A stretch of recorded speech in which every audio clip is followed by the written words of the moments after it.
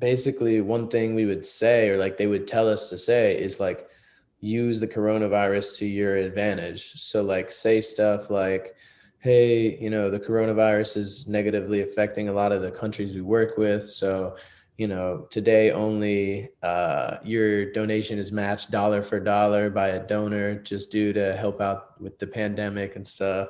They would tell us to say stuff like that, like just knowing it's not true and knowing that has like nothing to do with the donations or like nothing that what's going on with anything like COVID relief related at all.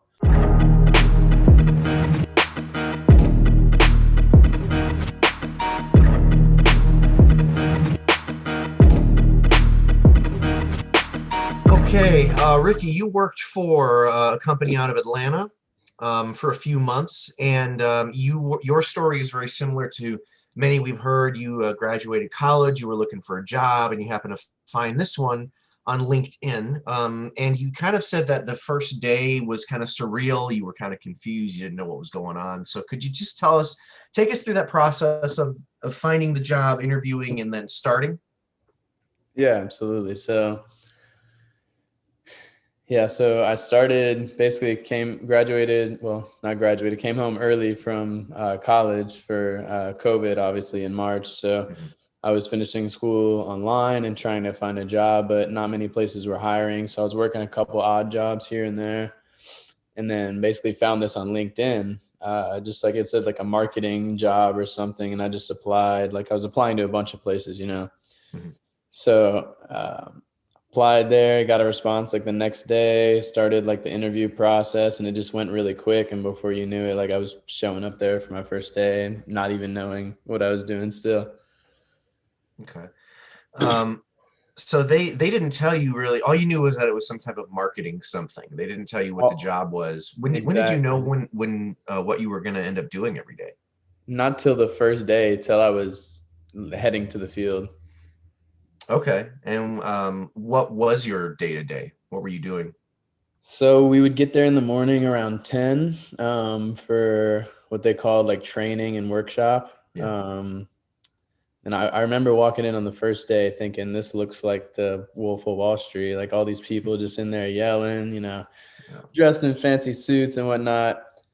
Um, yeah, just got there and we would just have the atmosphere or whatever and just learn things, like practice our script. Once I was given a script on my first day, they were like, start memorizing this. So what am I memorizing this for? And then once I read it, I was like, oh, we're going out to do like charity sales. Like I didn't even know until then. And then like I wasn't told that I was gonna have to drive somewhere Yeah. and like pay for parking in like the middle of a busy downtown area. Like Hmm. wasn't prepared to bring lunch or like, just didn't know what I was getting into at all really. Yeah. You said that you didn't know what you were going to be doing. So you were the part of the charity campaign. Hmm. So you were standing, like you said, on the side of a like downtown Atlanta, just Hmm. talking to people, trying to get these, I'm assuming, like monthly subscription signups or whatever for Yeah. charities. Did you ever have any questions, or did you ever wonder if what you were collecting actually was for the charities, or did that ever cross your mind at all? Not at first, no. Okay. Not at first, no. I mean, I just assumed like this is what we're doing. Like I'm Yeah. assuming that this is part of it, that this is just going to the charity. I didn't think anything of it until I brought like one of my friends on board too, and he kind of mentioned it, and that's when I first really noticed it. So it was probably 2, 3 months before I even had a thought of that because we were so focused on like just Yeah. getting the sale to like make our money and grow our business. You know what I mean? Hmm. Yeah. So when your friend came on board, what were some of the things that they brought up? Were they more doubtful about the opportunity than you were? Yeah, I think they just, but by that point, I was so like committed and into it, kind of brainwashed into it by that point. So I wasn't seeing any of these red flags that they're bringing up, Hmm. and they're bringing them up to me, and I'm like, I don't even know how to answer some of them. You know what I mean? So it was like, once I kind of realized that, I was like, that's when I started to look deeper into it and, Hmm. see what's really going on. What am I really working towards? Like, what's this actually about? Do you remember what some of those questions and some of those red flags were that they brought to your attention? Um, some of the ones they brought up was just one of my good friends actually. He came on board with me, and he was the first one who really just said like, this just doesn't feel right. Like I just feel horrible. Like I remember this one day, like we signed up this like old lady who probably had like no clue what she was signing up for. We just like made her feel good, and she just like signed up. And he was like, he's like, I just doesn't feel right to me. It feels like we're just stealing these people's money. And then I was like, dang, you're right. So that was kind of the red flags that they were bringing up. And that's when I started to look more into it. And then it just wasn't the same after that. You know what I mean? Yeah. I Yeah. started in about June or July of 2020. So kind of like a couple months after COVID started. It was still like a lot of cases and stuff. Georgia was still pretty closed down for the most part when I started. It started to open up a little more towards the end, but um, basically one thing we would say, or like they would tell us to say, is like use the coronavirus to your advantage. So like say stuff like, hey, the coronavirus is negatively affecting a lot of the countries we work with. So, today only your donation is matched dollar for dollar by a donor just due to help out with the pandemic and stuff. They would tell us to say stuff like that, like just knowing it's not true and knowing that has like nothing to do with the donations or like nothing that what's going on with anything like COVID relief related at all. Yeah. It's just to try and get a sale. Yeah, just playing on people's emotions because it makes it sound like they're Yeah. being extra helpful when Yeah. no one in Credico or Sidcor is going to donate any money for this nonsense. Come on. Too focused on getting the money for themselves. Yeah. You mentioned several times in your message to us about how they were your leader and owner were very adamant trying to get you to stay. Like you said, there were a few times when you thought about leaving, but Yeah. every time they kind Every of time. dragged you back into it, right? Yeah. So that's where I was going to say this. It's basically like, all the things they teach you in the field to make a sale, right? Like all Yeah. the feel good factors or like whatever it was. Um, the fig just or something like that. You know what I'm talking about? Oh, That's what we call it. Fuji? Oh yeah. Okay. That's Yeah, what you guys Fuji. called yours. Yeah. So Yeah. same thing.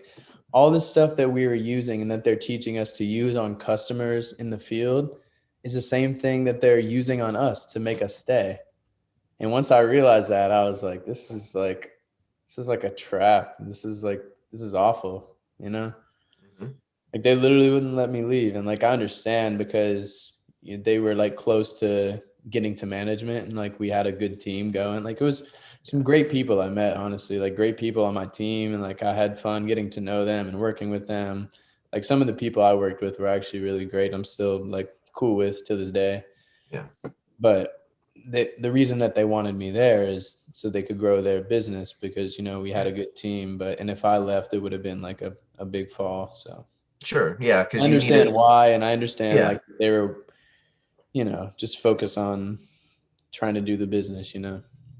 Yeah, because you need a certain number of team leaders and a certain number of crew to get to Hmm. ownership. And yeah, anytime one leaves, you're back to square one with you doing another interview, and then you got to build them again. So yeah, that makes sense in terms of why they would want you to stay. Which kind of goes against some other things they teach you though, because a lot of times what they'll say is, well, this isn't cut out for everyone. Look to your left, look to your right. Half of these people aren't going to be here in a few months. But when someone says, I'm thinking of leaving, they fight to keep people here, which is Yeah, they really do. kind of weird. Yeah.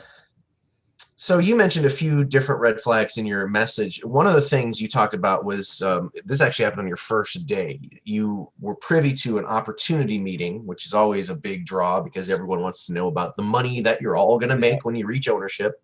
Yeah. And you said that there was a guy there talking about the opportunity, and the word opportunity is so perverted in this operation. You probably hear it every single day. Yeah. You hear it every time you have doubts. So what were your thoughts when you first heard this opportunity meeting and this I don't even know who the guy was. Was he like a national consultant, a He regional was consultant? a national consultant. I'm not sure. He was definitely a manager. He Hmm. was at least an ownership, a manager. A UK guy, Scottish guy. Okay. Um, yeah, he was just talking about the opportunity and telling me, like, selling everybody on the business. Yeah. Just selling people to dedicate their lives to this, and you can make this money. But he don't really tell you what's involved. Like, you don't really know what's exactly going on. But like, just the way he sold it was so good that it made me like just interested and see, like, why can't I do this? You know what I mean? Yeah. It made me just kind of go for it, I guess. So, there might be some people that watch this that think, well, okay, so what was so bad about this experience? I mean, so you were there for a few months, you ended up leaving. That's what 99% of people do. Yeah. So what? Like what's the big deal? It sounds like these people are trying to give people opportunities and sales and help charities and stuff, No, right? that's not it at all. It's not to benefit anybody else's opportunity. It's not to benefit any charity, that's for sure. It's meant to benefit yourself. Like, these people are like, these managers and these people who are at the top are selfish because they're doing it for themselves. The only way you like make more money is like focus on building your business and yourself. Like, sure, you can say you're like giving people opportunities, but you're making them work for you so that you're making the most money. You know what I mean? Yeah. Once I just realized that, I was just kind of checked out at that point. But there was a lot of like red flags, like you mentioned, like my first road trip. Did you Yeah, ever? go ahead and tell us a little bit about that. Yeah, I know you did mention that. I would think that based on what you described, that would not only be a red flag, that would be something like, this is so abnormal. What the heck are we doing It here? it was, but I just had to see for myself. Yeah. I'm one of those people that's like, I feel like I can do anything, Mhm. and those are the people that they target, and I just feel like I just really had to see for myself. So did they go on road trips in your office? Oh yeah, we would go on road Okay. trips for sure. Yeah, it Yeah. was weird though because they always at least put us up in hotels. I mean, they weren't nice hotels; they were But the hotel, bottom of the yeah. barrel. But Okay. and we Yeah. shared rooms and stuff, two Okay. or three people. So they told, this is maybe my third or fourth week in the business. I'm starting to do good. I'm starting to like get comfortable in the field. Like, I made like the top 5 in sales.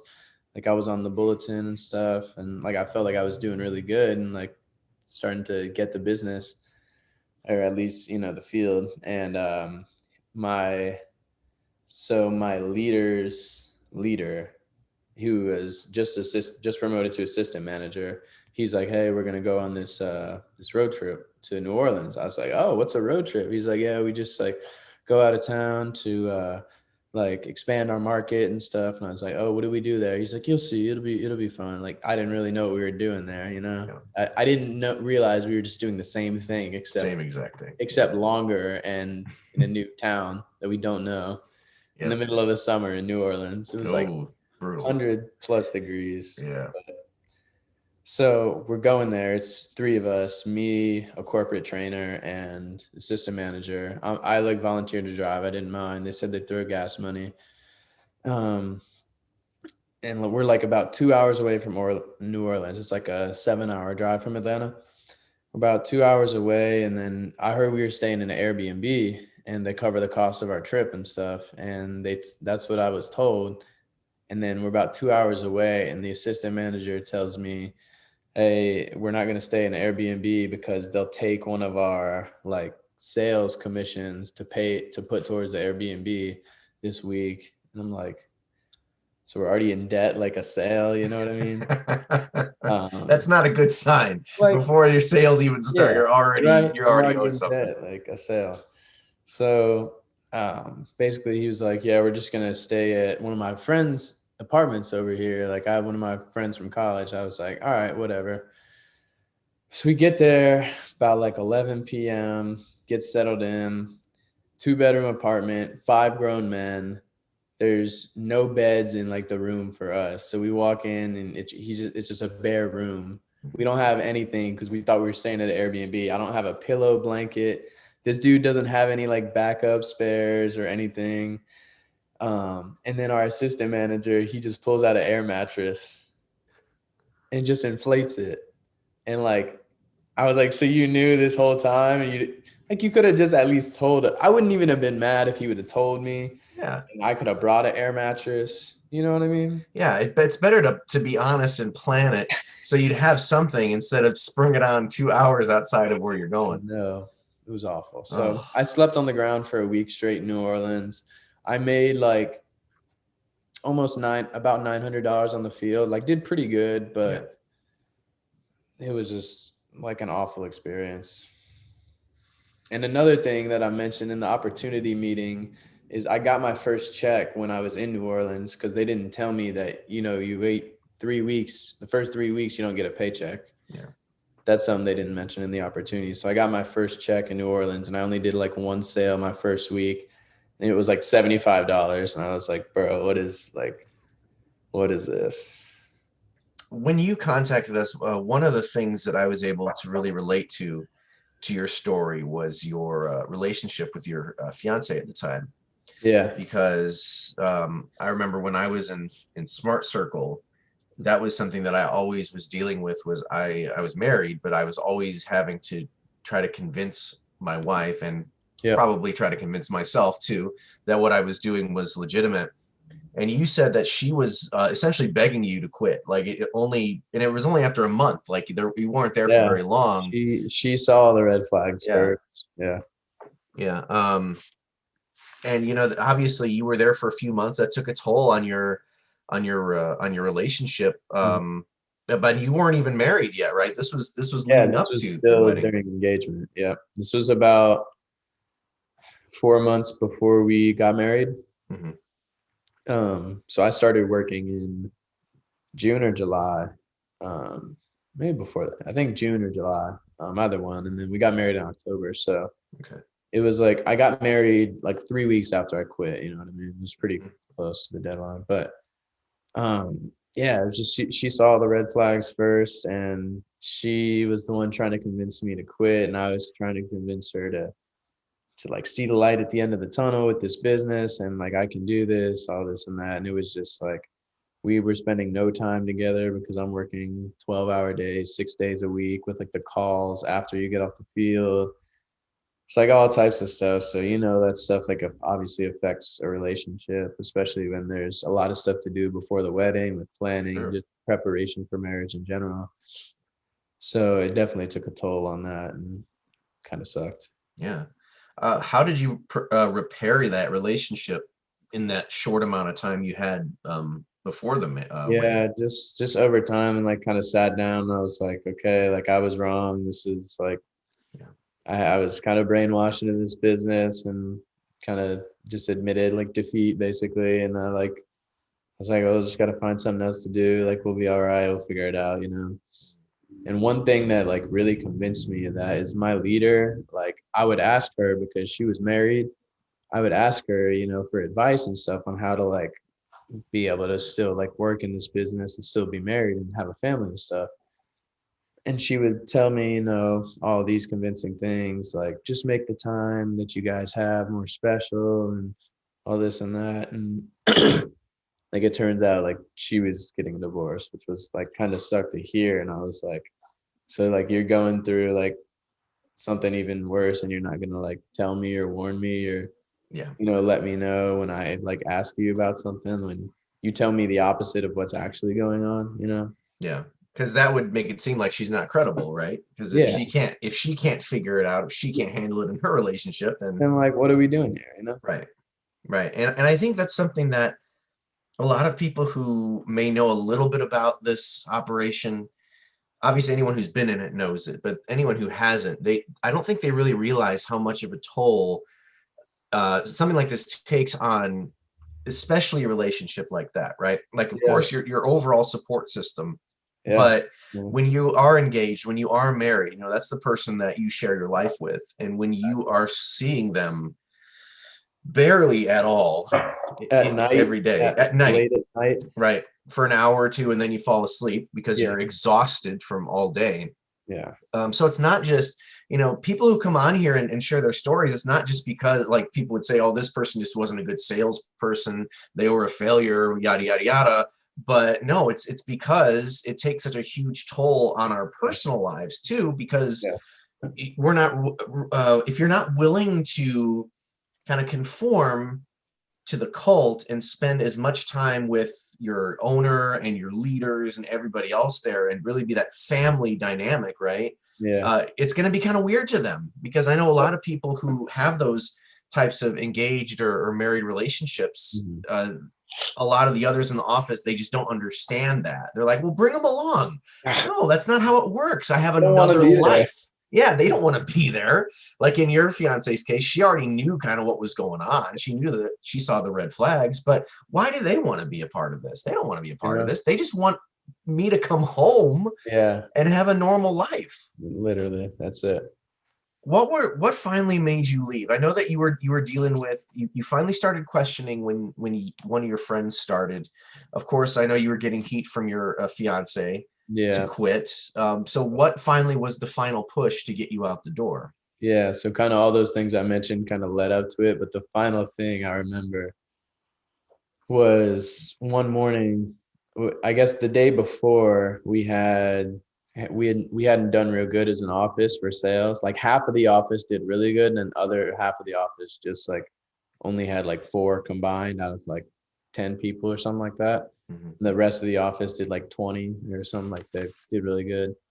So you know how managers sometimes they'll have other managers come in and speak and like kind of inspire their Yeah. office or whatever. So they bring this guy in who's a manager, big Nigerian dude, I think, and he just starts going off on our office, like yelling and screaming and like cussing us out. And I was just like, this guy isn't even our manager. Like, what's he doing? You know, he's just being real intense and like trying to be scary and threaten us and stuff. And he goes around the room, asks us all to give us an explanation of like why because I only had one sale, and he made us all like explain and give an explanation of why we didn't do sales the day before or something like that. He's like, why didn't you do sales? I was like, I don't know. Maybe it was my attitude. Like I just said something like that just to like, why are you asking me that? You know, Mhm. like it's the field is like hit or miss sometimes, you know? But yeah, then he just starts yelling and screaming, and he's like, you know, all the people who say money or what is it? Money can't buy you happiness. Yeah. He's like, all the people who say that, they're all effing broke. And like, just like screams this. He's like, they're all effing broke. And then I was like, what the heck is wrong with this dude? Like, this dude's crazy. And then he's like, you know why I wear 20K on my wrist? Because it feels effing awesome. And I was like, bro, that's when I was like, I got to get out of here. Like, this dude's like, they're so like power and like money driven. And it's Yeah. like, they're so brainwashed and they just, I don't know, bro. After I saw that, I was like, I got to get out of here. This ain't right. Yeah, and there's nothing wrong with being financially motivated individual, Not at all. but these people take it to It was such just ridiculous lengths. Like overboard. there's nothing in their minds. They've been brainwashed to believe that if you do not become an owner, if you do not make 6 figures a year, that you are an abstract failure in life, not Yeah, just in honestly, smart circle. honestly. That you're a failure in life. One thing I remember, one of the managers told me when I was trying to leave, I think the second time, Yeah. he uh he was like he was like, listen, man, if it takes you longer and you got to start taking Saturdays off, that's fine. But as long as you make it to management, and he's like, you can take Saturdays off, and then if it takes you 6 months, it takes you 6 months. If it takes you a year, it takes you a year. But either way, you're making 6 figures by the time in a year or something. And I was like, bro, it's not like it doesn't work like that. Like, No. No, and the sad irony is that all these owners, when they get to ownership, they don't make money, right? Because they're still being isn't forced to that go in the crazy? field. So they're yelling at you, money can't buy happiness and yada yada yada, but they're never going to make money. What it like? It's hard. It's really hard to tell who's actually making money Yes, it is. and who isn't. I can tell, like, I'm sure it is tough starting out, especially when you get to ownership, like starting your office and stuff like that. I'm sure it's tough to make a lot of money quickly. I see how like people can build it and stuff because Hmm. like our manager was really good and like at the business and like she was building. I think she was about to become regional consultant. Okay. She was really high up and like I believe she had like they were the ones making a lot of money because she had the biggest office. Her office was growing. Someone she promoted, their office was growing. So like they were just growing at that time. But I actually ran into a guy recently, like last week at LA Fitness, a guy who I used to work with who just quit recently too. I saw him. I was like, "Hey, you got out?" He's like, "Yeah." So he's working at the LA Fitness that I go to now, which is kind of Okay. funny. So, but yeah, he was like, to be honest, what it was is like our office. He was in the office that was like right next to me, so I like knew him. He was like, our office just stopped growing. Like this team stopped growing. These people stopped growing. These people stopped growing, and so he Yeah. just got out. Yeah. And good for him because Yeah, he now has a job that actually pays him money. And I'm sure a job that if he sticks with it will actually lead to other opportunities, whether there or somewhere else, which exactly. is not the same here. But Nope. it's such a different dynamic because yeah, this I don't even want to call it a business. This Yeah, operation, it just relies on so many things. It relies on people does. to stay in the company, Yeah, even in spite of their own best interests, even if it goes against your own best yeah, interests. You need to stay and you need to sell, which is and one of the things we didn't even mention was we're talking about sales here, but we're talking about charity donations. I've never ever thought to think I'm going to go out and get a sale. Well, what are you selling? Oh, I'm selling donations for charity. yeah, No, that tells you right there it's a scam. If you have to quote unquote act like you're selling yeah. to get People, I donations. remember people would always see us outside of stores and stuff. They'd always ask, "What are you guys selling?" Like, we're not selling anything, man. Just come over and talk to us. Like we would say stuff like that. It'd be like, because I mean, Yeah, we weren't technically like true. selling a product. Like we're selling a service in a sense. This charity. Yeah. So yeah, it was. I remember one other thing that I just thought about that also kind of made me leave was I saw like how I mean, I'm sure you can relate to this too, like how non-personal some of the managers and like assistant managers are because they're so just like focused on like the next thing and like Yeah, their business and their team and their this and just focus so much on themselves that they don't even like see people around them anymore. sure. Like I saw one of the assistant managers in our office like acting like that, and I was like, dude, I don't like this guy. Like I don't want to be like that when I become a manager and stuff. Hmm. And before I even became a manager, I started to see myself like act like that. Yeah, And I was yeah. like, Because if you it's like, spend enough I don't want to time, be like these people. Like yeah, this is the worst. if you spend enough time around them, you are going to act differently. Your Yeah. motivations are going to change. Your goals are going to change. Your nonverbals are going to change, and the way you talk is going to change. If Yeah. anyone has Yeah. ever looked, like you can go back and watch the Slave Circle documentary and watch other videos people put out. They all sound the same. They have Mm-hmm. the same vocal intonation. They talk the exact same way, Yeah. and the nonverbals are scripted as well, so they do different things to emphasize. I remember when I was in it, I helped a guy open up an office, and I started acting like him. Like I watched how he spoke, and I picked up his mannerisms, I Yeah. picked up his All that. inflections, and Yeah. it's just you become someone other than yourself. It's true. And really, the only people that realize it are the people that are outside of it, like your Yeah. fiance, right? Yeah. Other people's support systems. Exactly. But at the time, you're so into it, like you said this, I know I felt the same way. You're Mhm. so single-minded, you got the blinders on, you got to get to Yeah. management, you got to make the money, that you don't really even care what they say. Like I used to literally watch like assistant managers like walking through the halls. I don't know how your office was, but our office was kind of like crowded and like small and like people would be going all different directions of traffic and stuff like that. And I would watch assistant managers just like run into new people on like their first day, just like walk into them and like bump them, be like, "Oh, excuse me, bud, move it. Like I'm busy or something. This is a business and like Yeah. move aside." Like once I started seeing that too, and like started to see myself do the same thing, I kind of just like ignore some people and just like focus on like I guess the better people, like the high rollers and the managers and stuff like that.